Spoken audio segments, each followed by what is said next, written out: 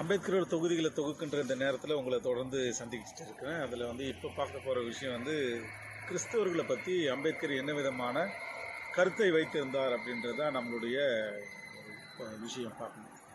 ஏன்னா இன்றைக்கி பார்க்குறோம் நம்ம கிறிஸ்தவர்கள் அரசியல் ரீதியாக இன்னுமே அவங்க பின்தங்கி இருக்காங்க. அரசியல் ரீதியான விழிப்புணர்வு குறைவாக இருக்கக்கூடிய ஒரு பெரிய சிறுபான்மையில் கிறிஸ்தவர்கள் இன்றைக்கு முன்னணியில் இருக்கிறாங்க.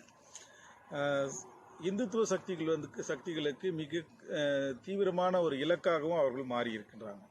அது காரணம் என்னன்னா, இஸ்லாமியர்களை போல ஒரு அரசியல் விழிப்புணர்வு அவர்கள்கிட்ட இல்லை, பிற சமூகங்களைப் போல ஒரு விழிப்புணர்வு இல்லாமல் ரொம்ப பின்தங்கி இருப்பதற்கு என்ன காரணம் அப்படின்றது நம்ம ஆராய்ந்து ஆகணும். ஆனால் இது ஒரு எச்சரிக்கையாகவே அம்பேத்கர் 1945 வாக்கில் இதை பற்றி பேசியிருக்கார், விரிவாகவே பேசியிருக்கார். என்ன பேசுகிறாருன்னா, இந்தியாவில் எல்லா சமூகங்களும் அரசியல் ரீதியான விழிப்புணர்வை பெற்றுக்கிட்டே இருக்கிறாங்க. ஆனால் கிறிஸ்தவர்கள் மட்டும்தான் அரசியல் ரீதியான ஒரு புரிதலையும் விழிப்புணர்வையும் பெறதில் இன்னும் கூட அவங்க பின்தங்கியே இருக்கிறாங்க.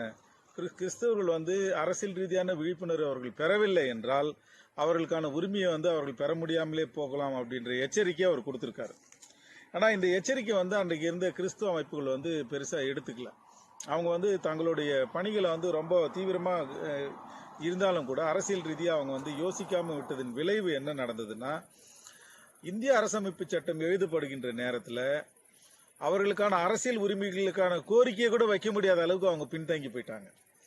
இதை பற்றி அம்பேத்கர் அரசமைப்பு சட்டத்திலலாம் விரிவாக பேசியிருக்காரு, அந்த பேரவையிலலாம் பேசியிருக்காரு. அப்போ எல்லா சமூகங்களும் தங்களுக்கான உரிமையை பேசும்பொழுது இந்த கிறிஸ்தவர்களுக்கான பிரதிநிதியாக போனவர்கள் மட்டும் தங்களுக்கான அரசியல் உரிமைகளே பேசாமல் தங்களுக்கான பொருளாதார உதவிகளோடு அவங்க நிறுத்திட்டாங்க அப்படின்றதான் நம்ம பார்க்குறோம்.